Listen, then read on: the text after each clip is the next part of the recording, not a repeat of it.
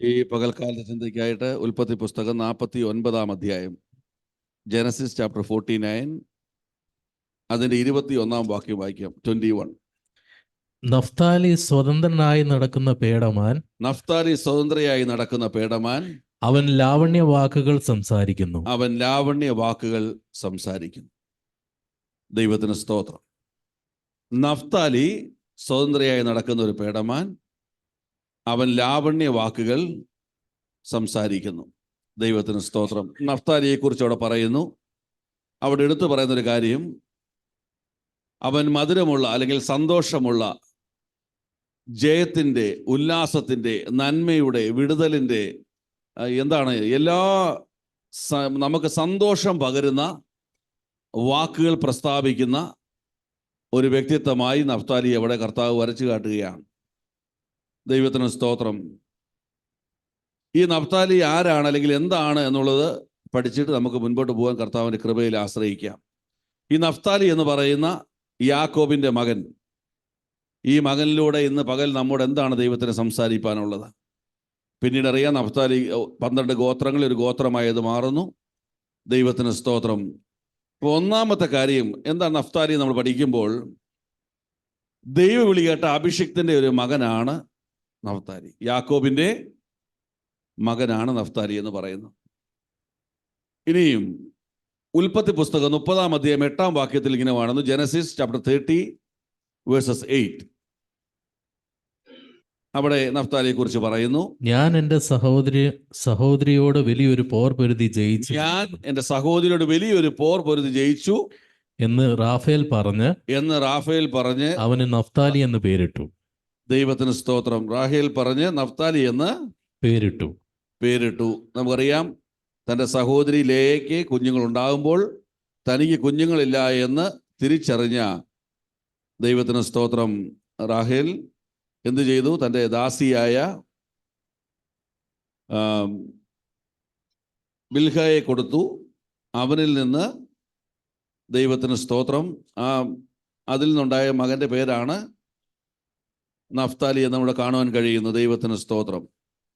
അപ്പോൾ അവിടെ പറഞ്ഞിങ്ങനെയാണ്, ഞാൻ വലിയൊരു പോർ പൊരുതി ജയിച്ചിരിക്കുന്നു എന്ന് റാഹേൽ പറഞ്ഞ് അവന് നഫ്താലി എന്ന് പേരിട്ടു.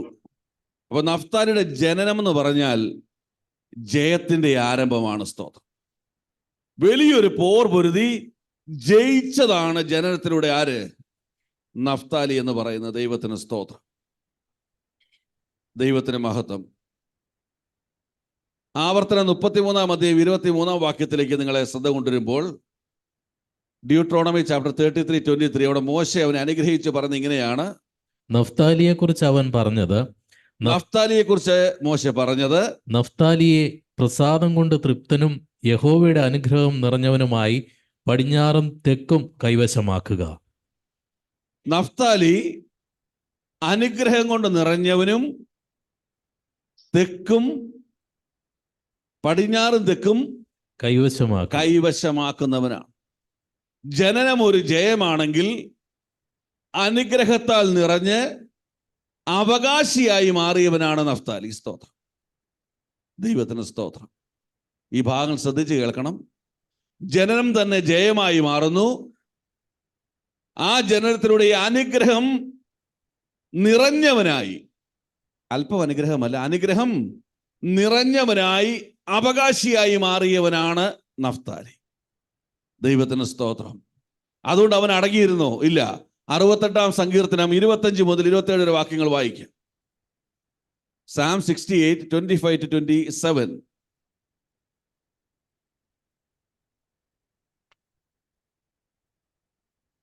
ഇല്ലേ? സംഗീതക്കാർ മുമ്പിൽ നടന്നു, വീണക്കാർ പിമ്പിൽ നടന്നു, തപ്പുകൊട്ടുന്ന കന്യകമാർ ഇരുപുറവും നടന്നു. ഇസ്രായേലിന്റെ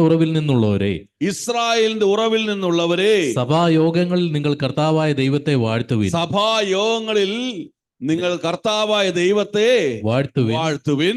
അവിടെ അവരുടെ നായകനായ ചെറിയ ആ ബെന്യാമീൻ, വാഴ്ത്തുന്നവരുടെ ഇടയിൽ അവരുടെ ഇടയിൽ എന്തുണ്ട്? ചെറിയ നായകനായ ബെന്യാമീൻ, ചെറിയ നായകനായ ബെന്യാമിനും യഹൂദ പ്രഭുക്കന്മാരും യഹൂദ പ്രഭുക്കന്മാരും അവരുടെ സംഘവും, അവരുടെ സംഘവും സെബൂലൂൻ പ്രഭുക്കന്മാരും സെബൂലൻ പ്രഭുക്കന്മാരും നഫ്താലി പ്രഭുക്കന്മാരും Naphtali പ്രഭുക്കന്മാരുമുണ്ട്.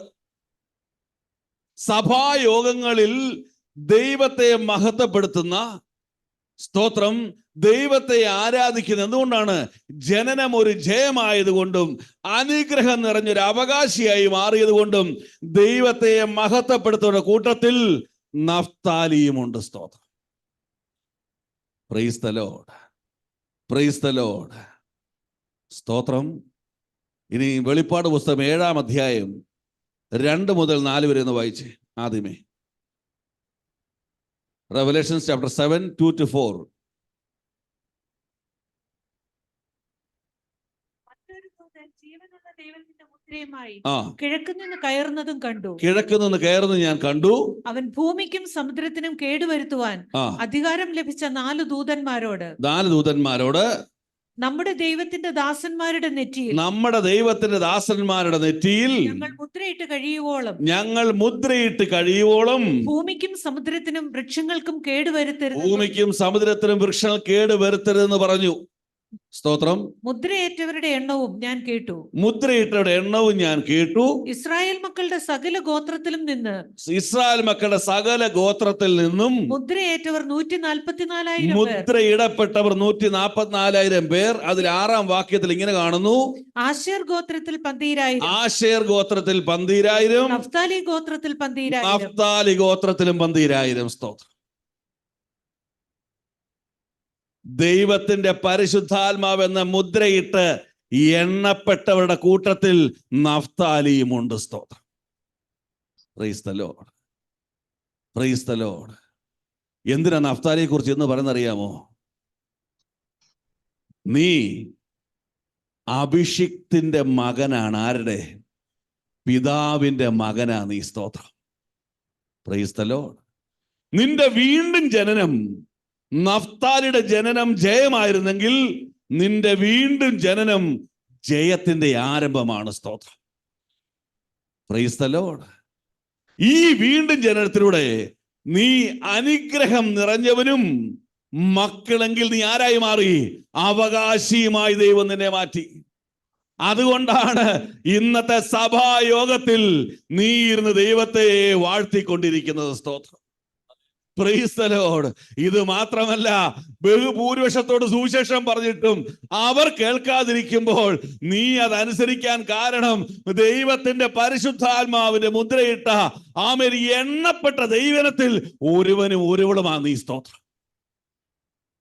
Price the Lord, praise the Lord. വീണ്ടും ജനനം ജയമാണെങ്കിൽ ഇന്ന് നീ ഭാരപ്പെടുന്ന പരാജയ വിഷയങ്ങളിൽ നീ ഭാരപ്പെടേണ്ട. കാരണം എന്താണ്?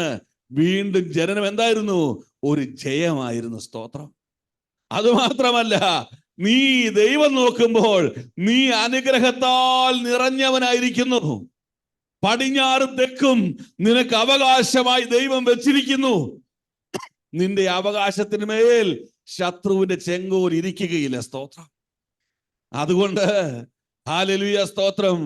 ഈ അറിവ് പ്രാപിച്ച നീ എല്ലാ ദിനവും ദൈവത്തെ മഹത്വപ്പെടുത്തുക മാത്രമല്ല, ആമേൻ, ഓർത്തുകൊള്ളുക, ആമേൻ, എണ്ണപ്പെട്ടവരുടെ കൂട്ടത്തിൽ, ആമേൻ, പരിശുദ്ധാത്മാവിന്റെ മുദ്രയുള്ള കൂട്ടത്തിൽ, ആമേൻ, ആമേൻ, ശേഷിപ്പിന്റെ കൂട്ടത്തിൽ ഒരുവനായി ദൈവം നിന്നെ എണ്ണുന്നുവെന്ന് നഫ്താലി ഓർപ്പിച്ചുകൊണ്ട് ഈ പകൽ പരിശുദ്ധാത്മാവ് നിന്റെ ആത്മമാർഗത്തിന്റെ വില ഇന്ന് പകൽക്കാലം നിനക്കൊന്ന് തിരിച്ചറിയുവാൻ വേണ്ടി സംസാരിക്കുകയാണ്. ദൈവത്തിന് സ്തോത്രം, ദൈവത്തിന് സ്തോത്രം. ഹല്ലേലൂയ. അതുകൊണ്ട് സങ്കീർത്തനക്കാരൻ പറഞ്ഞത്, വീണ്ടും ജനിച്ച ദൈവത്തിലെ ഉല്ലാസത്തിന്റെ ജയത്തിന്റെ ഘോഷമേ ഉയരുകയുള്ളൂ. സ്തോത്രം. ആമേൻ. അതുകൊണ്ട് ഞാൻ സങ്കീർത്തനം പറഞ്ഞു, അതുകൊണ്ട് കാലത്തും വൈകിട്ടും ഉച്ചയ്ക്കും എപ്പോഴും ഞാൻ എന്ത് ചെയ്യും? ദൈവത്തെ പാടി സ്തുതിക്കും. രക്ഷയുടെ പാനപാത്രം എടുത്തുകൊണ്ട് എന്ത് ചെയ്യും? അവന് ഞാൻ മഹത്വം കരേറ്റും. സ്തോത്രം. ആമേൻ, ആമേൻ. അബ്രഹാമോട് പറഞ്ഞു, നീ തലപൊക്കി നോക്കുക, നീ തെക്കോട്ടും പാടെ എങ്ങോട്ട് വേണം നോക്കിക്കോ, നീ നോക്കുന്ന ഇടം നിന്റേതായി മാറും. സ്തോത്രം. അവകാശിയാണ് നീ. സ്തോത്രം. ഹല്ലേലൂയ. 5000ങ്ങളും 10,000ങ്ങളും യേശുവിന്റെ പിന്നാലെ വന്നു. പക്ഷേ മുദ്രയിടപ്പെട്ടവർ 11 പേര്. സ്തോത്രം. മനസ്സിലാർക്ക ദൈവത്തെ സ്തുതിക്കുക. നീ വിലയേറിയതാണ് എന്ന് പകൽ പറയുന്നത്. ആമേൻ, ആമേൻ. നഫ്താലിയെ പോലെ നീ ഏത് വാക്കുകൾ സംസാരിക്കണം? നീ ലാവണ്യ വാക്കുകൾ സംസാരിക്കണം. എന്താ കാരണം? നീ ഒരു ജയാളിയാ. എന്താ കാരണം? നീ ഒരു അവകാശിയാ. എന്താ കാരണം? നീ ദൈവത്തിന്റെ മകനാ. എന്താ കാരണം? നിന്നിലൂടെ ദൈവ മഹത്വം എടുക്കുക. എന്താ കാരണം? നീ എണ്ണപ്പെട്ടവരുടെ കൂട്ടത്തിലുള്ളതാ. ദൈവത്തിന് സ്തോത്രം. Praise the Lord. Praise the Lord. എന്നാൽ അവിടെ 49:21 എഴുതി ഒന്നുകൂടെ വായിക്കാമെങ്കിൽ അവിടെ ഒരു മനോഹാരിത നമുക്ക് കാണാൻ കഴിയും. തിരിച്ച് നമുക്ക് ഉൽപ്പത്തി 49:21. നഫ്താലി സ്വതന്ത്രനായി നടക്കുന്ന പേടമാൻ.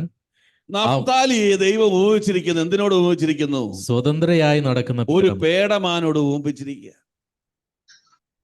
സ്തോത്രം. ഈ മാനിനെ കുറിച്ച് നമ്മൾ പെട്ടെന്ന് പഠിക്കുകയൊന്നും വേണ്ട, നമ്മുടെ ഓർമ്മയിൽ അറിയാം. വന്യമൃഗമാണെങ്കിലും കാണുമ്പോൾ ഒരു സന്തോഷം തോന്നുന്നത് എന്താണ്? ഈ മാനിനെ കാണും സന്തോഷം തോന്നുമല്ലേ? അതൊരു വന്യമൃഗമാണ്, കാട്ടിൽ ജീവിക്കുന്നതാ. ഇതൊരിക്കലും ശത്രുവിനെ ആക്രമിക്കുകയില്ല, അല്ലെങ്കിൽ മറ്റൊരു മൃഗത്തെ കൊമ്പൊക്കെ ഉണ്ട് ഇതിന്. പക്ഷേ ഒരു മൃഗത്തെ അത് ആക്രമിക്കുകയില്ല. തന്നെ ആക്രമിക്കാൻ വരുന്ന അറിയുമ്പം സ്വയരക്ഷയ്ക്കായി മാത്രം ദൈവം ചില ക്രമീകരണങ്ങൾ ചെയ്തിട്ടുണ്ട്. വന്യമൃഗത്തിലെ ഓമനിക്കാൻ കൊള്ളാവുന്ന ഒരു മൃഗമാണ് മാനെന്ന് പറയുന്നത്. സ്തോത്രം. അങ്ങനെയാണെങ്കിൽ മൃഗ സ്വഭാവം ഉണ്ടായിരുന്ന എന്നെയും നിന്നെയും ദൈവസ്തോത്രം ഓമനിക്കാൻ പറ്റിയ പരുവത്തിലേക്ക് ആക്കിയ ദൈവത്തിന് മഹത്വം കൊടുക്കുക. സ്തോത്രം. സ്തോത്രം. നോഹ ചോദിച്ചു, എത്രയോ മനുഷ്യരുണ്ടായിരുന്നു, ഈ ഉള്ള മൃഗത്തെയാണ് എൻ്റെ പെട്ടകത്തിൽ കയറ്റിയ. ദൈവത്തിന് സ്തോത്രം. കർത്താവ് പറഞ്ഞു, സ്തോത്രം. ഹല്ലേലൂയ. ആമേൻ. ഇത് ഒരു അടയാളമാ. വന്യമൃഗ സ്വഭാവമുള്ളവനെ, ആമേൻ, സ്തോത്രം, ദൈവിക മാറ്റുന്ന ഒരു രക്ഷാകര പ്രവൃത്തി. ദൈവത്തിന് സ്തോത്രം. സ്തോത്രം. സ്തോത്രം. നമ്മുടെ പഴയ സ്വഭാവം നോക്കിയാൽ ആൾക്കാർ പറയും, അയ്യോ ഇവനെ കണ്ടാൽ ഇവളെ കണ്ടാൽ അടുക്കാനൊക്കത്തില്ല. ഇപ്പൊ നമ്മളെ നോക്കി പറയണം, ആര് പറയണം? മറ്റുള്ളവർ പറയണം. ആമേൻ. സ്നേഹിക്കാൻ, അല്ലെങ്കിൽ ഒരു പ്രാർത്ഥനാ വിഷയമായി ചെല്ലാൻ, ഒരു ആശ്വാസം ചെല്ലുവാൻ. ആമേ, വന്യമൃഗമായിരുന്നെങ്കിലും ഇപ്പോൾ അങ്ങനെയല്ല. അതുകൊണ്ട് പറഞ്ഞ നഫ്താലി ഒരു പേടമാനാണ്. സ്തോത്രം. ഒന്ന് ഓമനിക്കുവാൻ തോന്നുന്നതാണ്, ആശ്വാസത്തിന് ആൾക്ക് ചെല്ലുവാൻ തോന്നുന്നതാണ്. കാരണം അവന്റെ ആദരത്തിൽ ലാവണ്യ വാക്കുകളുണ്ട്, സന്തോഷത്തിന്റെ വാക്കുകളുണ്ട്, ജയത്തിന്റെ വാക്കുകളുണ്ട്, നന്മയുടെ വാക്കുകളുണ്ട്, ആശ്വാസത്തിന്റെ വാക്കുകളുണ്ട്. അവനിൽ വ്യാപരിക്കുന്നത് സ്വർഗീയമായ അനുഭവങ്ങളാണ്. സ്തോത്രം. കാരണം ഓർപ്പിച്ചു, ജയത്തോടെ അവകാശിയായി ദൈവത്തെ മഹത്വപ്പെടുത്തിക്കൊണ്ട് എണ്ണപ്പെട്ട ഒരുവനാണ് ഞാൻ എന്നുള്ള ബോധ്യത്തോടുകൂടെ ആമേ ദൈവസന്നിധിയിൽ, ഹല്ലേലൂയ, സ്തോത്രം, ആമേൻ, ആമേൻ, ധൈര്യത്തോടും ആമേൻ സ്നേഹത്തോടും വിറയലോടും കൂടെ എൻ്റെ ആത്മീയത നയിക്കുന്നവനാണ് നഫ്താലി എന്ന് വചനം നമ്മെ പഠിപ്പിക്കും. എന്നാൽ നഫ്താലിയെ പേടമാനോട് ഉപയോഗിച്ചതിന് കാരണം, നഫ്താലി ജയത്തോടെ ജീവിക്കാനുള്ള കാരണം, ഇത് രണ്ടുകൂടെ ചേർത്ത് നമ്മൾ പഠിക്കുവാൻ ഇടയാകാൻ പോവുകയാണ്. സ്തോത്രം. എന്തുകൊണ്ട് നഫ്താലിയെ പേടമാനോട് ദൈവം ഉപയോഗിച്ചു? കാരണം നഫ്താലിയിൽ, പേടമാനിൽ കാണുന്ന കുറേ ഗുണങ്ങൾ ആര് കണ്ടു? ദൈവം കണ്ടു. അതേ ഗുണം ഇന്ന് ആരിൽ കാണണം? പറഞ്ഞേ, എന്നിലും കാണണം. സ്തോത്രം. ഹല്ലേലൂയ. കാരണം എന്താ? നീയും വീണ്ടും ജനനം പ്രാപിച്ചതാ. നീയും പിതാവിന്റെ മകനാ. നീ, സ്തോത്രം, അവകാശിയാ. നീയും എണ്ണപ്പെട്ടവരുടെ കൂട്ടത്തിലുള്ളതാ. സ്തോത്രം. നീയും ദൈവത്തെ ആരാധിക്കുവാൻ കടന്നു വരുന്നവനാ. Price the Lord. ഇത്രയും ഗുണങ്ങൾ നിന്നിലുണ്ടെങ്കിൽ നഫ്താലി പേടമാനാണെങ്കിലും ഞാനും ഒരു പേടമാനായി തീരണം. എന്താണ് ദൈവം കണ്ട ഗുണങ്ങൾ? 42-ാം സങ്കീർത്തനം 1-2 വാക്യങ്ങൾ. ആദ്യത്തെ ഗുണം നോക്കാം. Psalms 42:1 and 2. മാൻ നീർത്തോടുകളിലേക്ക് ചെല്ലുവാൻ കാംക്ഷിക്കുന്നത് പോലെ ഞാൻ നീർത്തോടുകളിലേക്ക് ചെല്ലുവാൻ കാംക്ഷിക്കുന്നത് പോലെ ദൈവമേ എന്റെ ആത്മാവ് നിന്നോട് ചേരുവാൻ ദൈവമേ എന്റെ ആത്മാവ് നിന്നോട് ചേരുവാൻ കാംക്ഷിക്കുന്നു. കാംക്ഷിക്കുന്നു. എന്റെ ആത്മാവ് ദൈവത്തിനായി. എന്റെ ആത്മാവ് ആർക്ക് വേണ്ടിയാ? ദൈവത്തിനായി. ദൈവത്തിനായി. ജീവനുള്ള ദൈവത്തിനായി. എന്റെ ആത്മാവ് ദൈവത്തിനായി. വായിച്ചു. ജീവനുള്ള ദൈവത്തിനായി. ജീവനുള്ള ദൈവത്തിനായിട്ട് തന്നെ ദാഹിക്കുന്നു. സ്തോത്രം. ഞാൻ എപ്പോൾ ദൈവസന്നിധിയിൽ ചെല്ലുവാൻ ചെല്ലുവാനിടയാകും. സ്തോത്രം. സ്തോത്രം. ഇത് വിശദീകരിച്ച് പഠിപ്പിക്കേണ്ടതാ. ജീവനുള്ള ദൈവത്തിന് വേണ്ടി ജീവിക്കുന്ന ഒരു ദൈവൈതൽ, അതാണ് നഫ്താലി എന്ന പേടമാൻ. സ്തോത്രം. എനിക്ക് സമയമുണ്ടെങ്കിൽ ഞാൻ പ്രാർത്ഥിക്കാമെന്നും എനിക്ക് എല്ലാം ഓക്കെ ആണെങ്കിൽ ആരാധനയ്ക്ക് വരാമെന്നും എന്ന് ചിന്തിക്കുന്നതിനല്ല, ഞാൻ ജീവിക്കുന്നത് ക്രിസ്തുവും മരിക്കുന്നത് ലാഭമെന്ന് പൗലോസ് പറഞ്ഞതുപോലെ ജീവനുള്ള ദൈവത്തിനായി ജീവിക്കുന്നവനാണ് ഒരു പേടമാൻ എന്ന് പറയുന്നത്. നീ ആ പേടമാന്റെ ആഗ്രഹം എന്താണ്? എനിക്കെപ്പോഴവിടെ ചെല്ലാൻ പറ്റും. സ്തോത്രം. അവന്റെ പ്രാർത്ഥനയിൽ നിത്യതയെ കുറിച്ചുള്ള ആഗ്രഹമാ. ആമേൻ. ഒരു മാൻ നീർത്തോടിലേക്ക് പോകുവാൻ കാംക്ഷിക്കുന്നത് പോലെ എൻ്റെ ഹൃദയം, എൻ്റെ സ്നേഹം, എൻ്റെ ജീവിതം എൻ്റെ പിതാവിന് അടുക്കൽ ചെല്ലുവാൻ, എൻ്റെ പിതാവിന് വേണ്ടി ജീവിക്കുവാൻ തക്കവണ്ണം ഒരു ദാഹമുള്ള ഒരു ദൈവത്തിനായി കാണപ്പെടുകയാണ്. അതുകൊണ്ട് ആമോസിന്റെ പ്രവചന പുസ്തകത്തിൽ പറയുന്നു, അപ്പത്തിനായിട്ടുള്ള വിശപ്പുമല്ല. ആമോസ് 8:11 ഇങ്ങനെ വായിക്കുന്നു, വെള്ളത്തിനായിട്ടുള്ള ദാഹവുമല്ല, അപ്പത്തിനായിട്ടുള്ള വിശപ്പല്ല, വെള്ളത്തിനായിട്ടുള്ള ദാഹവുമല്ല, യഹോവയുടെ വചനങ്ങളെ കേൾക്കേണ്ടതിന് വിശപ്പ് തന്നെ. ആ ഒരു വിശപ്പ് തന്നെ, ആ ഒരു ദാഹം തന്നെ നിങ്ങളുടെ ഉള്ളിൽ വ്യാപരിക്കണം. സ്തോത്രം. സ്തോത്രം. ദാഹിക്കുമ്പോൾ ആരെങ്കിലും എടുത്തു തന്നാൽ കുടിക്കുമെന്ന് പറഞ്ഞ് എത്ര പേരുണ്ട് ഇവിടെ? ദാഹിച്ച് തൊണ്ട വരണ്ട് കഴിയുമ്പോൾ ആമേൻ പ്രായപൂർത്തിയായ ആ വ്യക്തികൾ തന്നെ എടുത്തുപോയ വെള്ളം എടുത്ത് കുടിക്കും. കാരണം എനിക്ക് ദാഹിക്കുമെന്ന് ബോധ്യം വരുമ്പോൾ ആ വെള്ളം പോയി എടുത്ത് കുടിക്കുന്നത് പോലെ ആമേ എൻ്റെ ആത്മമനുഷ്യൻ ദാഹത്താൽ വലയുന്ന തിരിച്ചറിയുന്ന ദൈവമക്കൾ ആ മാൻപേടയെ പോലെ, ആ വെള്ളത്തിനരികിലേക്ക് ഓടുന്ന മാൻപേടയെ പോലെ ദൈവത്തിന്റെ വചനം ഭക്ഷിപ്പാൻ തയ്യാറാകും. സ്തോത്രം. സ്തോത്രം. ദൈവത്തിന് സ്തോത്രം. ഹല്ലേലൂയ. സങ്കീർത്തനം 27:4 ഇങ്ങനെ പറയുന്നു, ഞാൻ ഒരു കാര്യം ആഗ്രഹിക്കുന്നു, അത് തന്നെ എന്ത് ചെയ്യുന്നു? ഞാൻ യഹോവയുടെ ഒരു കാര്യം അപേക്ഷിച്ചു, അത് തന്നെ ഞാൻ ആഗ്രഹിക്കുന്നു. ദാവീദ് പറയും, അത് തന്നെ ഞാൻ ആഗ്രഹിക്കുന്നു, യഹോവയുടെ മനോഹരത്വം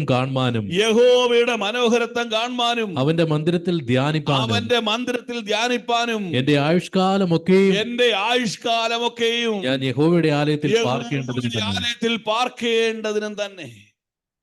6 ദിവസത്തെ ഡ്യൂട്ടിക്ക് ശേഷം 7-ാം ദിവസം ചവച്ച് തുപ്പുന്നതല്ല ആരാധന. 7 ദിവസവും നിന്റെ ജീവിതം ഒരു ആരാധനയായി മാറണം. സ്തോത്രം. ആരാധനയ്ക്ക് വേണ്ടി പ്രത്യേക ദിവസമില്ല. നിന്റെ ജീവിതം ഒരു ആരാധനയായി മാറണം. നിന്റെ ജീവിതം ഒരു പ്രാർത്ഥനയായി മാറണം. നിന്റെ ജീവിതം ദൈവവചനമായി മാറണം. ആർക്ക് വേണ്ടി? എന്റെ ദൈവത്തിനായി, ജീവനുള്ള ദൈവത്തിന് വേണ്ടി തന്നെ ഈ ഭൂമിയിൽ ജീവിക്കുന്നവനാണ് പേടമാൻ. സ്തോത്രം. ഹല്ലേലൂയ. ഹല്ലേലൂയ. സ്തോത്രം. മത്തായി 15:22 ഇങ്ങനെ വായിക്കുന്നു, യേശു വചനം പറഞ്ഞുകൊണ്ടിരിക്കുക. ആൾക്കാർ ആ വചനം എല്ലാം കേട്ട് തൃപ്തരായി. അപ്പൊ യേശു പറയുക, മത്തായി 15:22 ആ ദേശത്ത് നിന്ന് ഒരു കനാന്യ സ്ത്രീ വന്ന അവനോട്, 32 ഉണ്ടോ? എന്നാൽ യേശു തന്റെ ശിഷ്യന്മാരെ അടുക്ക വിളിച്ചു, 15:32 ഈ പുരുഷാരം ഇപ്പോൾ 3 നാളായി എന്നോടുകൂടെ പാർക്കുന്നു. അവർക്ക് ഭക്ഷിപ്പാൻ ഒന്നുമില്ലായക കൊണ്ട് അവരെ കുറിച്ച് എനിക്ക് മനസ്സിലിവ് തോന്നുന്നു. സ്തോത്രം. 3 ദിവസമായിട്ട് അവർ എന്ത് കേട്ടോണ്ടിരിക്കുക? ദൈവത്തിനെ കേട്ടോണ്ടിരിക്കുക. 3 ദിവസമായിട്ടും ഒരാൾ പോലും കംപ്ലൈന്റ് ചോദിച്ചില്ല. എപ്പോഴാ ബ്രേക്ക്, എന്താ ഫുഡ്, വെള്ളം എന്നെ ഇല്ലേ, ഞങ്ങൾക്കൊന്നും ഒരു കരുതാത്ത ദൈവമാണോ, ഇത് പ്രസംഗിച്ചാൽ മാത്രം മതിയോ? ഒരു ശബ്ദവും ഉണ്ടായില്ല. സ്തോത്രം. കാരണം മാൻ നീർത്തോടിലേക്ക് പോകാൻ കാംക്ഷിക്കുന്നത് പോലെ യഥാർത്ഥമായി ദൈവവചനം നമ്മുടെ ഉള്ളത്തിൽ വന്നപ്പോൾ ലോകം മറന്നു, ഭക്ഷണം മറന്നു, വെള്ളം മറന്നു, സകലതും മറന്നു. അവർ വചനത്തിൽ തന്നെ ശ്രദ്ധ കേന്ദ്രീകരിച്ചു. ഒരു കാര്യം ഓർത്തോണം, അതിനകത്തൊരു ദൂത് കിടപ്പുണ്ട്.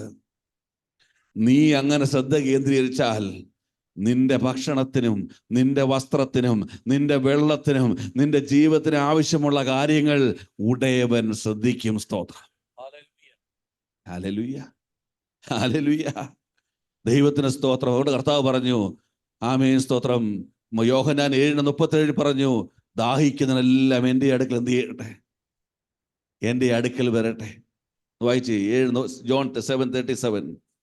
ആ ദിനമായ ഒടുക്കത്തെ നാളിൽ യേശു നിന്നുകൊണ്ട് ദാഹിക്കുന്നവനെല്ലാം എന്റെ അടുക്കൽ വന്ന് കുടിക്കട്ടെ, ദാഹിക്കുന്നവനെല്ലാം എന്റെ അടുക്കൽ വന്ന് കുടിക്കട്ടെ.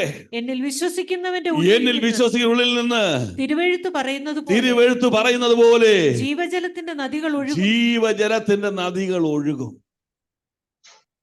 അപ്പൊ ദാഹിക്കുന്നതിന് എവിടെ വരണം? ക്രിസ്തുവിൽ വരണം. സ്തോത്രം.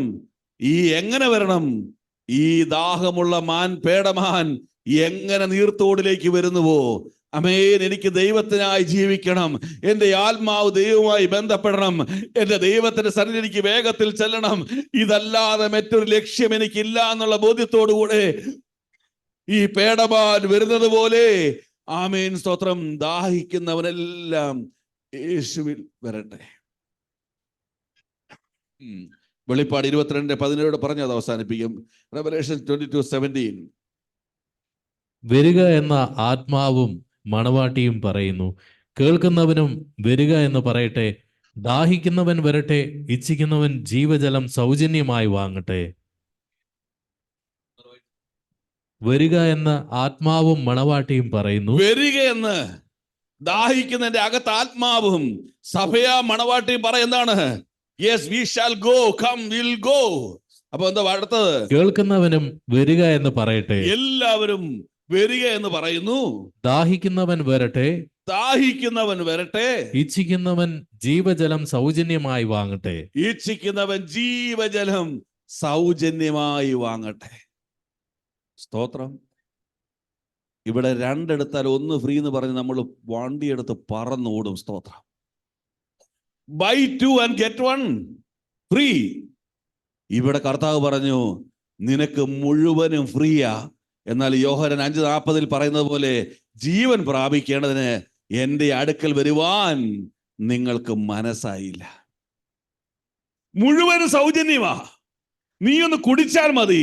നിനക്കൊരു ദാഹമുണ്ടെങ്കിൽ, നഫ്താലിയെ, നിന്നെ പേടമാനോട് ഊമിച്ചിന് ഒന്നാമത്തെ ഞാൻ കണ്ട ഗുണം, നിനക്കൊരു ദാഹമുണ്ട്. ആ ദാഹം തീർക്കുവാൻ നീ എൻ്റെ അടുക്കൽ വന്നു. സ്തോത്രം. എൻ്റെ അടുക്കൽ നിന്ന് സൗജന്യമായത് വാങ്ങി, സൗജന്യമായത് കുടിച്ചു. സ്തോത്രം. എന്തിനു വേണ്ടിയാണ് നീ ചെയ്തത്? എൻ്റെ ദൈവത്തിനായി തന്നെ ജീവിക്കണം എന്നുള്ള തീരുമാനം, എനിക്ക് എൻ്റെ ദൈവസ്ഥനിൽ എത്തണമെന്നുള്ള ആഗ്രഹം. ദൈവത്തിന് സ്തോത്രം.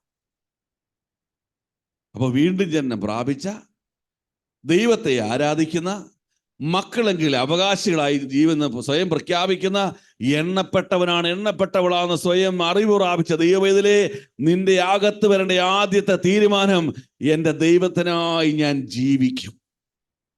ഇനി എൻ്റെ സമയം മുഴുവൻ എൻ്റെ ദൈവത്തിന് വേണ്ടി ഉള്ളതാ, അതിനായി ഞാൻ ജീവിക്കും. സ്തോത്രം. Praise the Lord, praise the lord. ആമേൻ. നിന്റെ ജോലിയും കൂലിയും ശമ്പളവും വണ്ടിയും എല്ലാം ഇവിടെ തീരും. സ്തോത്രം. ആമേൻ, ആമേൻ, സ്തോത്രം. വെള്ളിയാഴ്ച വരുന്ന വിസിറ്റിംഗ് പ്രൊഫസറായി നീ മാറരുത്. ആമേൻ. ദൈവം നിന്നെ തള്ളിക്കളയും. 7 ദിവസവും ആരാധനയായി, 7 ദിവസവും പ്രാർത്ഥനയായി, ദൈവത്തിന് സുഗ്രാഹ്യമുള്ള യാഗമായി നിന്റെ ജീവിതത്തെ തീർക്കുവാൻ എന്തൊക്കെ മീറ്റിങ്ങുകളുണ്ടോ, എന്തൊക്കെ ദൈവിക അനുഭവങ്ങളുണ്ടോ, എന്തെല്ലാം സുവിശേഷ യാത്രകളുണ്ടോ, അതിലെല്ലാം ദൈവമേ നിനക്കായി ജീവിക്കുന്ന ഒരു ദൈവത്തിനായി എന്നെ മാറ്റുമാറാകണമേ എന്നുള്ള പ്രാർത്ഥനയുള്ളവനാണ് പേടമാനിൽ ദൈവം കണ്ട ഗുണം. ദൈവത്തിന് സ്തോത്രം. ഇതാണ് നഫ്താലിയിൽ ദൈവം കണ്ട ആദ്യത്തെ ഗുണം. ദൈവത്തിന് സ്തോത്രം. രണ്ടാമത് ദൈവം കണ്ട ഗുണം സങ്കീർത്തനം 29:9 വായിക്കാം. സാംസ് 29:9. യഹോവയുടെ ശബ്ദം മാൻപേടകളെ പ്രസവിക്കുമാറാക്കുന്നു. യഹോവയുടെ ശബ്ദം മാൻപേടകളെ പ്രസവിക്കുമാറാക്കുന്നു. അത് വനങ്ങളെ തോലുരിക്കുന്നു. അടുത്ത വാക്യം. അവന്റെ മന്ദിരത്തിൽ സകലവും മഹത്വം ചൊല്ലുന്നു. അവന്റെ മന്ദിരത്തിൽ സകലത്തിനും മഹത്വം ചൊല്ലുന്നു. അപ്പൊ ഈ പേടമൻ ആദ്യം എന്താ ആഗ്രഹിച്ചു? ദൈവത്തിനായി ജീവിക്കണം. വചനത്തിനുള്ള ദാഹം വന്നു. അവൻ ആ ദാഹത്തോടെ അത് കുടിച്ചു. ആരെ? പേടമൻ ദാഹത്തോടെ ഈ വചനം കുടിച്ചു. ആ വചനം ഏറ്റെടുത്തപ്പോൾ പേടമാന്റെ അകത്ത് എന്ത് വന്നു? ദൈവത്തിന്റെ ശബ്ദം വന്നു. ദൈവത്തിന്റെ ശബ്ദം എന്ത് ചെയ്യുന്ന പറഞ്ഞത്? മാൻപേടകളെ പ്രസവിക്കുമാറാക്കും. ദൈവമക്കളെ, ഇന്നെങ്കിലും നിങ്ങൾ പ്രാർത്ഥിക്കണം. മരിക്കുന്നതിന് മുമ്പ് ഈ ഭൂമിയുടെ 7 വൻകരയിൽ നിന്ന് ഒരുവനെയെങ്കിലും ക്രിസ്തുവിൻ്റെതാക്കിയിട്ട് എനിക്ക് മരണമുണ്ടാകാവുള്ളൂ. സ്തോത്രം. നിനക്കാക്കാൻ പറ്റില്ല, പക്ഷേ നിനക്ക് വഴി കാണിച്ചു കൊടുക്കാം. എന്നിലൂടെ, എൻ്റെ കുടുംബത്തിലൂടെ ഒരാത്മാവെങ്കിലും ക്രിസ്തുവിൻ്റെതായി തീരണം. ഒരാത്മാവെങ്കിലും ക്രിസ്തുവിൻ്റെതായി തീരണം. സ്തോത്രം. നീ അത് തീരുമാനമെടുക്കണം. എനിക്ക് ലഭിക്കുന്ന സമയങ്ങളിൽ, എനിക്ക് ലഭിക്കുന്ന അവസരങ്ങളിൽ ആമേശ്വരൻ ഞാൻ എൻ്റെ കർത്താവിനെ സുവിശേഷീകരിക്കും. ഞാൻ കർത്താവിന് വേണ്ടി സംസാരിക്കും. ഞാൻ കർത്താവിന്റെ നാമത്തെ എൻ്റെ ജീവിതത്തിൽ വഹിക്കും. ഒരാത്മാവിനെങ്കിലും, ഒരു വ്യക്തിയെങ്കിലും ആമേ കർത്താവെ നിന്റെ സന്നിധിയിൽ എത്തിപ്പാൻ എൻ്റെ ജീവിതം കൊണ്ട് ഇടയാക്കണമേ നിങ്ങൾ പ്രാർത്ഥിക്കണം. പൗലോസ് പറയുക, നിർബന്ധം എൻ്റെ മേൽ കിടക്കുന്നു. ആരാ നിർബന്ധിച്ചത്? ദൈവം. വേറെ ആരുമില്ല. ഞാനിത് അറിയിക്കുന്നില്ലെങ്കിൽ, 1 Corinthians 9:16, ഞാൻ ഈ സുവിശേഷം അറിയിക്കുന്നില്ലെങ്കിൽ എനിക്ക് അയ്യോ കഷ്ടത വരുമെന്ന് നാളെ ഓർപ്പിച്ചു. കഷ്ടത വരുമെന്നല്ല, അയ്യോ ഇത്രയും അനുഭവം പ്രാപിച്ച ഞാൻ ഇത് ചെയ്തില്ലെങ്കിൽ വേറെ ആര് ചെയ്യും? കഷ്ടം, നാണക്കേട്. ഇതാ പൗലോസ് പറഞ്ഞത്. ചെല്ലു വിചാരിച്ച സുവിശേഷം അറിയിച്ചെങ്കിൽ എന്ത് വരുമെന്നാ? കഷ്ടത വരുന്നത്. കഷ്ടതയൊന്നുമല്ല വരുന്നത്. നീ ഇത് അറിയിച്ചില്ലെങ്കിൽ പിന്നെ അത് വായിച്ചേ. എനിക്ക് അയ്യോ കഷ്ടം, ഞാൻ അത് മനഃപൂർവ്വം നടത്തുന്നുവെങ്കിൽ എനിക്ക് പ്രതിഫലമുണ്ട്. കാര്യമെങ്കിൽ ഫലമേൽപ്പിച്ച് മുമ്പൊരു വാക്യമുണ്ട്, നിർബന്ധം എന്റെ മേൽ കിടക്കുന്നു. ഞാൻ സുവിശേഷം അറിയിക്കുന്നുവെങ്കിൽ എനിക്ക് പ്രശംസിപ്പാൻ ഒന്നുമില്ല. എനിക്ക് പ്രശംസിക്കാൻ ഒന്നുമില്ല. നിർബന്ധം എന്റെ മേൽ കിടക്കുന്നു. ആത്മാവിനെ കിട്ടിയാലും ഇല്ലെങ്കിലും പ്രശംസിപ്പാനൊന്നുമില്ല. കിട്ടിയാലും നിനക്ക് പ്രശംസിപ്പാനില്ല. നീയല്ല വിടുവിച്ചത്, നിനക്ക് വിടുവിപ്പാൻ സാധ്യമല്ല. നിനക്ക് അറിയിപ്പാൻ മാത്രമേ സാധിക്കുകയുള്ളൂ. വിടുവിക്കുന്ന ദൈവമാണ്. സ്തോത്രം. എന്നാൽ അറിയിക്കുമെന്നുള്ള നിർബന്ധം എൻ്റെ മേൽ കിടക്കുന്നു. സ്തോത്രം. Praise the Lord, praise the Lord, hallelujah. ഈ നിർബന്ധം എൻ്റെ മേൽ കിടക്കുക. അത് മനഃപൂർവ്വം അല്ലെങ്കിലും ആണെങ്കിലും അത് എൻ്റെ കയ്യിൽ ഭരമേൽപ്പിച്ചിരിക്കുക. സ്തോത്രം. സാധാരണ പാസ്റ്റർമാർ ദൈവസഭയോട് പറയും, നിങ്ങൾ പോയി സുവിശേഷം പറയാൻ പറയും. ആര് പോകത്തില്ല? അവര് പോകത്തില്ല. ആദ്യം ആര് പോകണം? ആദ്യം ദേവദാസനും കുടുംബവും പോകണം. സ്തോത്രം. എന്നിട്ട് ജനത്തോട് പറയണം, നിങ്ങളും പോകണം. സ്തോത്രം. Praise the Lord, praise the Lord. അപ്പോൾ ഇവിടെ പറയുന്നു, ദൈവത്തിന്റെ ശബ്ദം, ദൈവവചനം ആമേൻ മാൻപേടകളെ പ്രസവിക്കുമാറാക്കുന്നു. അപ്പോസ്തലപ്രവൃത്തി 2-ാം അധ്യായം അതിന്റെ 14-ാം വാക്യം എന്ന് വായിച്ചേ.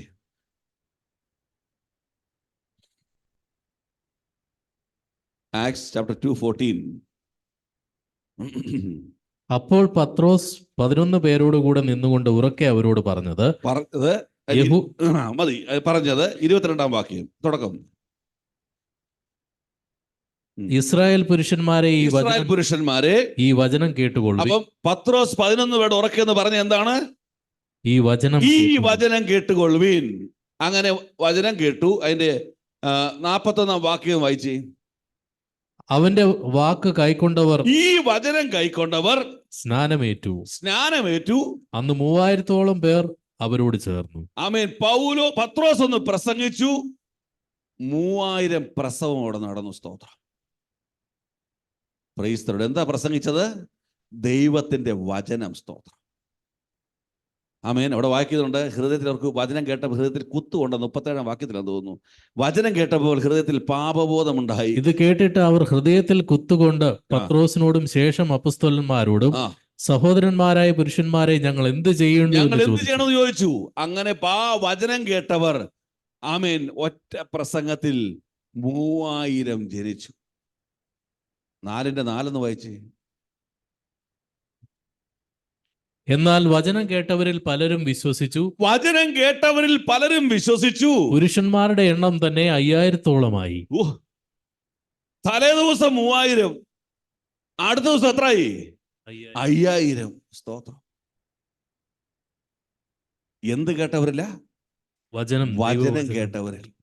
രോഗം സൗഖ്യമായവരിലും ലോട്ടറി അടിച്ചവരിലും വീട് വെച്ചവരിലും കാറ് വാങ്ങിയവരിലും ഒന്നുമല്ല ആമേ മാനസാന്തരം ഉണ്ടായത്. വചനം കേട്ടവരിൽ മാനസാന്തരം ഉണ്ടായി.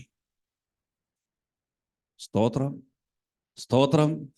അപ്പസ്തോലന്മാർ പോയി ഇടങ്ങളിൽ അവർ ആത്മാക്കളെ പ്രസവിക്കുന്നവരായിക്കൊണ്ടിരുന്നു. സ്തോത്രം, സ്തോത്രം. അപ്പസ്തോലർ 16:13 മുതൽ വായിച്ചേ. 16:13 തൊട്ട് വായിച്ചേ. ശബത്ത് നാളിൽ ഞങ്ങൾ ഗോപുരത്തിന് പുറത്തേക്ക് പോയി അവിടെ പ്രാർത്ഥനാ സ്ഥലം ഉണ്ടായിരിക്കുമെന്ന് ഞങ്ങൾ വിചാരിച്ച് പുഴവക്കത്തിരുന്നു. അവിടെ കൂടി വന്ന സ്ത്രീകളോട് സംസാരിച്ചു. തുയത്തൈര പട്ടണക്കാരിയും രക്താംബരം വിളിക്കുന്നവളുമായ ലുദിയ എന്ന പേരുള്ള ദൈവഭക്തയായ ഒരു സ്ത്രീ കേട്ടുകൊണ്ടിരുന്നു. അവൾ ദൈവത്തിന്റെ വചനം കേട്ടുകൊണ്ടിരുന്നു. പൗലോസ് സംസാരിച്ചത് ശ്രദ്ധിക്കേണ്ടതിന്, പൗലോസ് പറഞ്ഞ വചനം ശ്രദ്ധിക്കേണ്ടതിന് കർത്താവ് അവളുടെ ഹൃദയം കർത്താവ് ലുദിയയുടെ ഹൃദയം തുറന്നു. അവളും കുടുംബവും സ്നാനമേറ്റു. സ്തോത്രം, സ്തോത്രം. ഹല്ലേലൂയ. കർത്താവിനോട് ചേരുവാൻ കാംക്ഷിക്കുന്ന പേടമാനെ, നിന്റെ അകത്ത് കർത്താവ് പകരുന്ന ഒരു അനുഭവമുണ്ട്. അതിന്റെ പേരാണ് ദൈവത്തിന്റെ വചനം. ആ വചനം ആമേ പേടകളെ പ്രസവിക്കുമാറാക്കുന്നു. സ്തോത്രം. ഞാൻ വിശ്വാസത്തിൽ വന്നു. മച്ചിയായിട്ട് ഇങ്ങനെ ഇരിക്കുക, വർഷങ്ങളായിട്ട് മച്ചിയായിട്ട് ഇരിക്കുക. കാരണം എന്താണെന്നറിയാമോ? ആ ദാഹം നിനക്കില്ല, ആ വചനം നിന്റെ അകത്ത് വന്നിട്ടില്ല. സ്തോത്രം.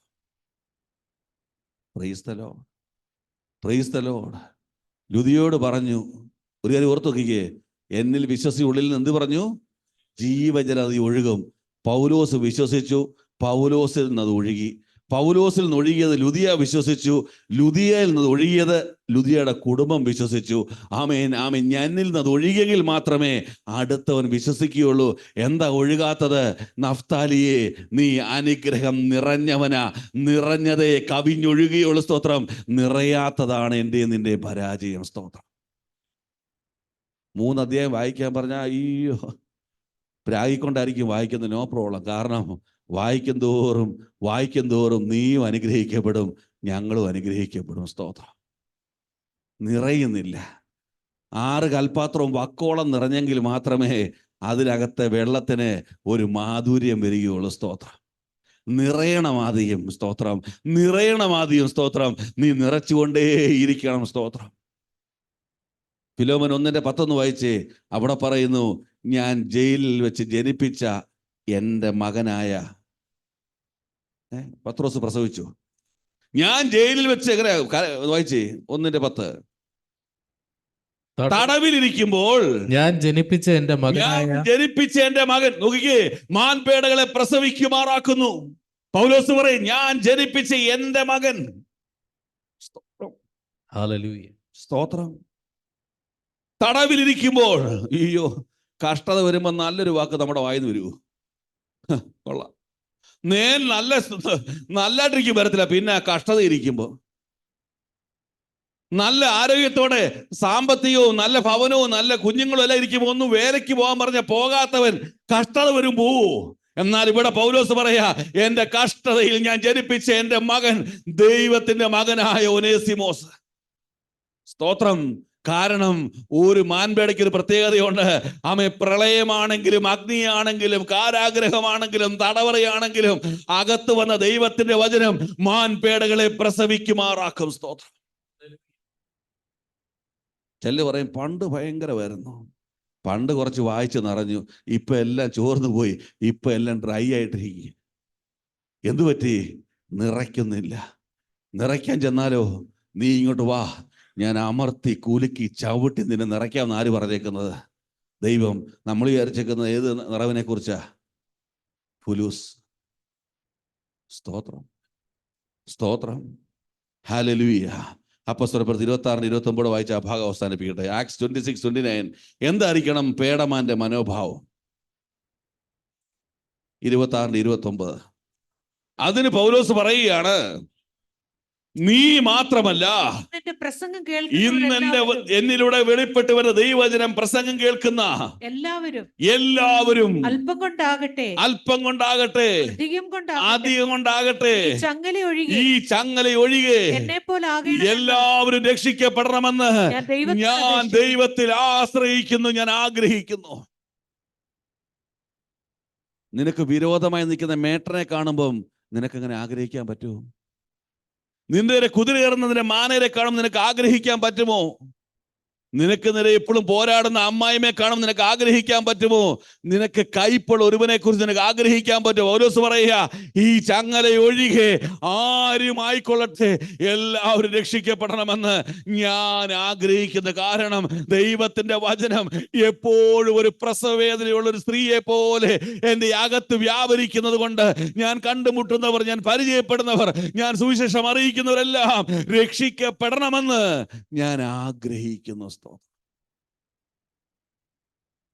അങ്ങനെ ഒരു ആഗ്രഹം നിങ്ങളുടെ ജീവിതത്തിൽ ഇല്ലെങ്കിൽ, സുവിശേഷം വരുന്നൊരു ആഗ്രഹം ഇല്ലെങ്കിൽ, സുവിശേഷം അറിയിക്കുന്നൊരു തീഷ്ണതയില്ലെങ്കിൽ, നിങ്ങളുടെ ആത്മീയത്തിൽ എവിടെയോ പ്രശ്നമുണ്ട്.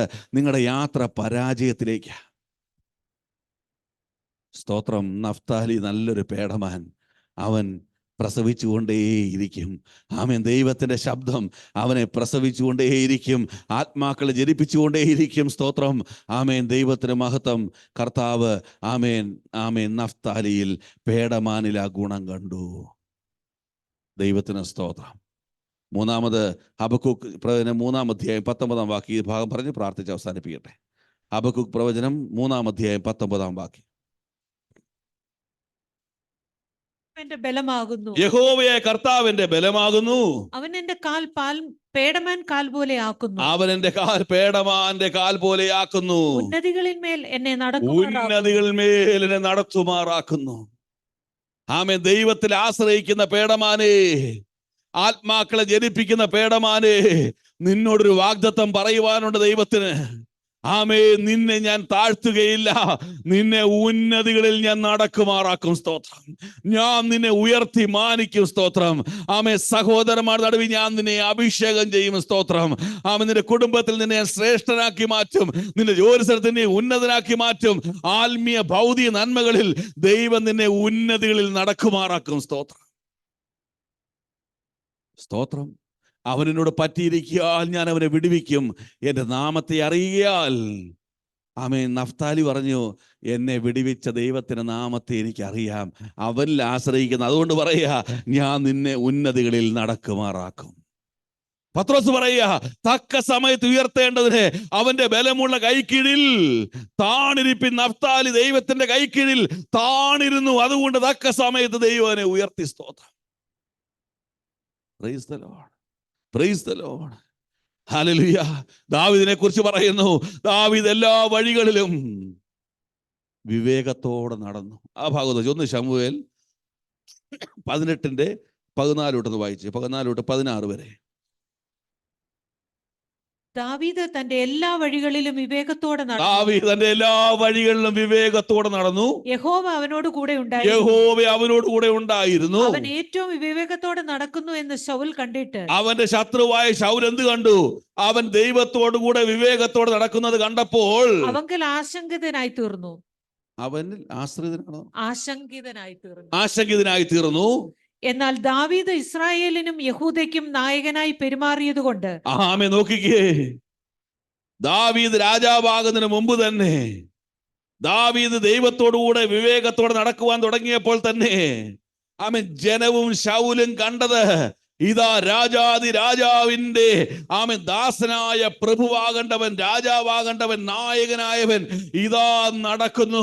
ആമേ. സ്തോത്രം. ഇന്ന് നീ ദൈവമാക്കിയ അവസ്ഥയിലെത്തിയില്ലായിരിക്കാം. പക്ഷേ നിന്നെ കാണുന്നവർ നിന്റെ ശത്രു പോലും നിന്നെ കുറിച്ച് അറിയാതെ പറഞ്ഞു പോകുന്നു, ഇവനെ ദൈവം ഉയർത്തുവാൻ പോകുന്നു, ദൈവനെ മാനിക്കുവാൻ പോകുന്നു, ഒരു വലിയ പദവിയിലേക്ക് ദൈവനെ ലിഫ്റ്റ് ചെയ്യാൻ പോകുന്നു. കാരണം ഇവന്റെ ആഗ്രഹം ദൈവത്തിനായി ജീവിക്കണം, ഇവന്റെ ആഗ്രഹം ആത്മാക്കളെ വിടുവിക്കണം, ഇവൻ ആത്മാക്കളെ പ്രസവിക്കുന്നതിനായി മാറിയത് കൊണ്ട് നിന്റെ ശത്രു പോലും നിന്റെ മിത്രങ്ങൾ പോലും നിന്നെ കുറിച്ച് തിരിച്ചറിയുന്നു, അവർ ആശങ്കിതരായി തീരുന്നു. കാരണം നിന്നെ ദൈവം മാനിക്കുവാൻ പോകുന്നു. ദൈവത്തിന് സ്തോത്രം. Hallelujah, hallelujah, hallelujah. നിന്നെ ഉന്നതങ്ങളിൽ നടക്കുമാറാക്കുന്നു. അവൻ എൻ്റെ കാലെന്താക്കി മാറ്റി? മാൻപേടയുടെ കാൽ പോലെയാക്കി. അപ്പോസ്തലപ്രവൃത്തി 7-ാം അധ്യായം അതിന്റെ 9-ഉം 10-ഉം വായിച്ചിട്ട് പ്രാർത്ഥിക്കാം. Acts 7:9-10. ഗോത്രപിതാക്കന്മാർ യോസഫിനോട് അസൂയപ്പെട്ട് അവനെ മിസ്രൈമിലേക്ക് വിറ്റുകളഞ്ഞു. എന്നാൽ ദൈവം അവനോട് കൂടെ ഇരുന്നു. സകല സങ്കടങ്ങളിൽ നിന്നും അവനെ വിടുവിച്ചു. മിസ്രൈം രാജാവായ ഫറവോന്റെ മുമ്പാകെ അവന് കൃപയും ജ്ഞാനവും കൊടുത്തു. അവനെ മിസ്രൈമിനും തന്റെ സർവ്വഗൃഹത്തിനും അധിപതിയാക്കി വെച്ചു. സ്തോത്രം, സ്തോത്രം. സഹോദരന്മാർ ഏറ്റവും വലിയ കുഴിയിലേക്ക് വലിച്ചെറിഞ്ഞുകൊണ്ട് അവനെ ഏറ്റവും വലിയ പദവിയിലേക്ക് ദൈവം വലിച്ചെറിഞ്ഞു. സ്തോത്രം, സ്തോത്രം, സ്തോത്രം. എപ്പോഴാ? മിസ്രൈമിൽ ചെന്നപ്പോഴല്ല, കാരാഗ്രഹത്തിൽ വെച്ചല്ല, പൊത്തിഫേറിന്റെ ഭവനത്തിൽ വെച്ചല്ല, കുടുംബത്തിൽ നിൽക്കുമ്പോൾ അവൻ ജനിച്ച സമയം മുതൽ അവനോടുള്ള വാഗ്ദത്തം. അതാ സ്തോത്രം. ആമേൻ. ദൈവത്തിന്റെ വാഗ്ദത്തങ്ങളും വാക്കുകളും മാറിയിട്ടില്ല. ദൈവം അവനോട് കൂടിരുന്ന് സകല സങ്കടങ്ങളിൽ നിന്ന് വിടുവിച്ച് ഫറവോന്റെ മുമ്പിൽ നിൽക്കുവാനുള്ള കൃപയും ജ്ഞാനവും നൽകി. മിസ്രൈമിന് മാത്രമല്ല, തൻ്റെ സർവ്വഗ്രഹത്തിനും അവനെ അധികാരിയാക്കി മാറ്റി. പേടമാനേ, ദൈവത്തിൽ ആശ്രയിക്കുന്നവനെ, ആത്മാക്കൾ ജനിപ്പിക്കണമെന്ന് ആഗ്രഹത്തോടെ കടന്നു പോകുന്നവനെ, നിന്നെ അവൻ ഉന്നതമായ അനുഭവത്തിലേക്ക് കൊണ്ടുപോകാൻ പോകുകയാ. ഉന്നതമായ അനുഭവം എന്ന് പറഞ്ഞാൽ നീ ചിന്തിക്കുന്നതല്ല, ദൈവം ചിന്തിക്കുന്ന അനുഭവത്തിലേക്ക്. സ്തോത്രം. ആമേൻ. നിന്റെ സുഹൃത്തുക്കളോ നിന്റെ കമ്പനി തരുന്ന അനുഭവത്തിലേക്കല്ല, ദൈവം നിൽക്കുന്ന അനുഭവത്തിലേക്ക്. സ്തോത്രം. ദൈവം ആഗ്രഹിക്കുന്ന അനുഭവത്തിലേക്ക് നിന്നെ അവൻ കൊണ്ടുപോകാൻ പോകുകയാ. Praise the Lord, praise the Lord. എന്തുകൊണ്ടെന്നറിയാമോ? നിന്റെ അപ്പൻ സ്വർഗീയ പിതാവാ. വീണ്ടും ജനനം ഒരു ജയമായിരുന്നു. നീ മകനാണ്, അവകാശിയാണ്. നീ എല്ലാ ദിനവും ദൈവത്തെ ആരാധിക്കുന്നത് ഈ ഒരു അനുഭവം കൊണ്ടാ. അതുമാത്രമല്ല, നീ എണ്ണപ്പെട്ടവരിൽ ഒരുവനാ. സ്തോത്രം, സ്തോത്രം, സ്തോത്രം. അതുകൊണ്ട് ദൈവം നമ്മളിൽ വരുത്തേണ്ട, നഫ്താലിയിലൂടെ ദൈവം നമ്മുടെ പറഞ്ഞതിൽ നമ്മൾ വരുത്തേണ്ട മാറ്റം എന്തൊക്കെയാണ്? കർത്താവേ, നിനക്കായി ജീവിക്കുന്നുള്ള തീരുമാനം, എന്നെ വിടുവിച്ച ദൈവത്തെ പ്രഘോഷിക്കുന്നുള്ള തീരുമാനം, ആ നിർബന്ധം എൻ്റെ മേൽ കിടക്കുന്നുള്ളത്. ഈ രണ്ട് കാര്യങ്ങൾ നീ ദൈവത്തിനായി ചെയ്യുമ്പോൾ ദൈവം നിനക്കായി ഒരു കാര്യം ചെയ്യും. ദൈവം ആഗ്രഹിക്കുന്ന അനുഭവത്തിലേക്ക് ദൈവം നിന്നെ ഉയർത്തും. സ്തോത്രം. നിന്നെ മിസ്രൈമിൽ രണ്ടവനാക്കിയുള്ള പണി നിൽക്കത്തില്ല. കാഹളനാദം കേൾക്കുമ്പോൾ കണ്ടായിരുന്ന മുദ്രയിട്ടപ്പെട്ട 12,000-ൽ നീ പറന്നു പോകുന്ന സഭയുടെ കൂട്ടത്തിൽ നീയും ഉണ്ടായിരിക്കും. സ്തോത്രം. നിന്റെ ഉയർച്ച ഭൂമി കൊണ്ട് അവസാനിക്കുകയില്ല. അവിടെ അക്കരെ നാടെത്തുവോളം ദൈവം നിന്നെ മുദ്രയിട്ട് വെച്ചിരിക്കുക. സ്തോത്രം. നഫ്താലി സ്വതന്ത്രയായ ഒരു പേടമാൻ, ലാവണ്യ വാക്കുകൾ സംസാരിക്കുന്നു. കാരണം അവൻ ആശ്രയിക്കുന്ന ദൈവത്തിലാ, അവൻ പ്രഘോഷിക്കുന്ന ദൈവത്തെക്കുറിച്ചാ. അവൻ്റെ ഉല്ലാസവും സന്തോഷവും ജയവും നന്മയും വിടുതലെല്ലാം ദൈവം അവന് കൊടുത്ത ആത്മീയ ഭൗതിക നന്മകളാ. അതുകൊണ്ട് നഫ്താലിയെ പോലെ, നഫ്താലിയിൽ കണ്ട പേടമാന്റെ ഗുണങ്ങളെ പോലെ നമുക്ക് ഓരോരുത്തർക്കും ദൈവസന്നിധിയിൽ ദൈവത്തിൽ ആശ്രയിച്ച് ദൈവത്തിനായി ജീവിക്കുന്ന, ദൈവത്തെ പ്രഘോഷിക്കുന്ന, വെള്ളിയാഴ്ച മാത്രം ചലിക്കുന്ന ഒരു ആത്മീയനല്ല, 7 ദിവസം ചലനമുള്ളൊരു ആത്മീയനായി എൻ്റെ ജീവിതത്തെ രൂപാന്തരപ്പെടുത്തി ഉന്നതമായ അനുഭവത്തിലേക്ക് കൊണ്ടുപോകുവാൻ ഈ വചനങ്ങളിലൂടെ നമ്മളെല്ലാവരും കർത്താവ് സഹായിക്കട്ടെ. പ്രാർത്ഥനയ്ക്കായി നമുക്ക് ദൈവസന്നിധിയിൽ എഴുന്നേൽക്കാം.